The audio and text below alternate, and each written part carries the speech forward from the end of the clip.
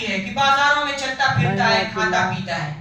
پھر کہتے تھے کہ یہ پاگل پن کا شکار ہے، اس کی باتیں جو ہے محض خیال اور وہم و گمان پر مبنی ہے. کبھی کہتے تھے کہ یہ ایسی باتیں کرتا ہے کہ ہم مر جائیں گے، مر کر مٹی ہو جائیں گے، سڑ گل جائیں گے تو پھر زندہ بھی ہوں گے. تو یہ الزامات لگاتے تھے نبی کریم صلی اللہ علیہ وسلم پر بھی اور پچھلے انبیاء پر بھی. پچھلے انبیاء پر بھی یہ الزامات دھرتے تھے، جبکہ یہ ثابت کر دیں کہ اس دنیا میں کوئی نبی آیا وہ فرشتہ آیا.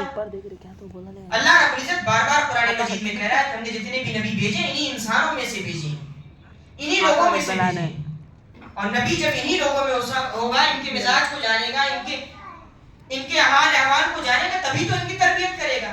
اگر خدا نخواستہ اللہ رب العزت جس فرشتے کی یہ مانگ کر رہے ہیں کہ نبی ایک فرشتہ ہوتا اور اللہ رب العزت فرشتے کو نازل کر دیتا، تو کل یہی قوم کہتی کہ بتائیے وہ تو غائب ہو جاتا ہے، وہ تو ہمیں نظر ہی نہیں آتا، اس کی کیسے ہم اتباع کریں. تو یہ پھر اس پیغمبر پر بھی الزامات لگاتے، اس فرشتے پر بھی الزامات لگاتے. تو یہ قوم ایسی ہے. اللہ کے نبی صلی اللہ علیہ وسلم کو اس میں تسلی ہے. الزامات لگا رہے ہیں، کوئی بڑی بات نہیں ہے. فرشتہ بھی نازل ہو جائے تب بھی یہ ماننے والے نہیں ہیں، اس پر بھی الزام لگائیں. آپ اپنا کام کرتے جائیں. پھر اس کے بعد سورۃ النور، یہ دیکھیے اللہ رب العزت کیسے کیسے اپنے لوگوں کو، اپنی امت کو، اپنے محبوب بندوں کو نصیحت کرتا ہے. اب دیکھیے، شکر ہو گیا، اسلام مل گیا، ایمان مل گیا، معاشرت مل گیا، تو اب معاشرتی زندگی گزارنے کے کیا طریقے ہیں اس کا بار بار تذکرہ کر رہا ہے. سب سے پہلے احکام و آداب دیے. وہ حکم کیا ہے کہ اگر کوئی معاشرے میں بدکاری کرتا ہے اور فرمائے کہ زنا کرتا ہے تو اس کی سزا یہ ہے کہ اس کو 100 کوڑے مارے جائیں گے اگر وہ غیر شادی شدہ ہے. 100 کوڑے مارے جائیں گے اگر وہ غیر شادی شدہ ہے. اسلامی حکومت ہے، کوئی شخص زنا کرتا ہے تو اس کو مارا جائے گا اور اس کو ذلیل کیا جائے گا. اور اگر شادی شدہ ہے تو حدیث میں آتا ہے کہ اس شخص کو مٹی میں گاڑا جائے گا، آدھی جسم کو اس کو، اور پھر پتھر مار مار کر اس کو ہلاک کیا جائے گا. پتھر مار کے اس کو ہلاک، کیونکہ سنگین ہے. شادی شدہ ہے اور زنا کر رہا ہے، بیوی اس کے پاس ہے، دوسروں کے پاس جا کے بدکاری کر رہا ہے، تو اس کی سزا بڑی بھیانک ہے کہ اس کو پتھر مار کے ہلاک کیا جائے گا. اور یہ حدیث سے ثابت ہے. پھر فرمایا کہ وہ لوگ جو زنا کا الزام لگاتے ہیں یا کسی کو بدکار ثابت کرتے ہیں تو 4 گواہ لائیں، 4 گواہوں کو پیش کریں. اگر نہیں پیش کر سکتے تو 80 کوڑے ان سب کو مارے جائیں گے اگر وہ جھوٹے ثابت ہو رہے ہیں گواہی میں.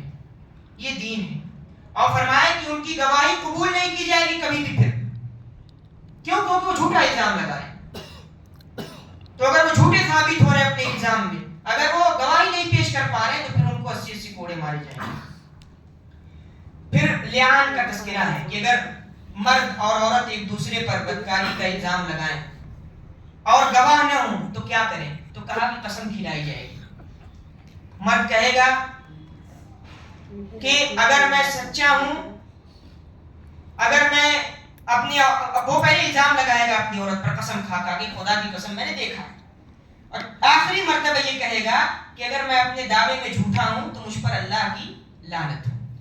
دیکھیے ثابت کر رہا ہے کہ میری بیوی نے یہ کام کیا ہے اور کہہ رہا ہے آخر میں کہ اللہ کی لعنت ہو. تو اس کا مطلب یہ ہے کہ اگر وہ جھوٹ بول رہا ہے تو وہ سخت سزا کا مستحق ہے.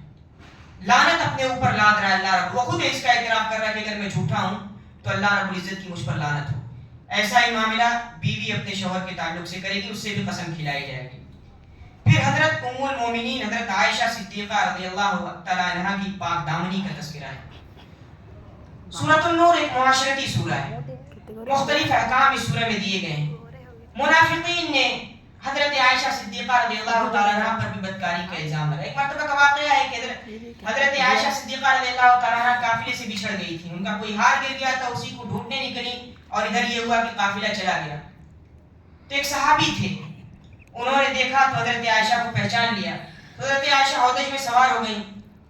اب یہ جب مدینے لے کے ان کو پہنچے ہیں تو منافقین نے پروپیگنڈا شروع کر دیا کہ نعوذ باللہ حضرت عائشہ نے بدکاری کی. اور پھر اللہ رب العزت نے، اور اس میں حضرت حسان ابن ثابت کے بارے میں بھی آتا ہے کہ وہ بھی اس کام میں ملوث ہو گئے تھے. صحابی ہیں لیکن غلطی ہوئی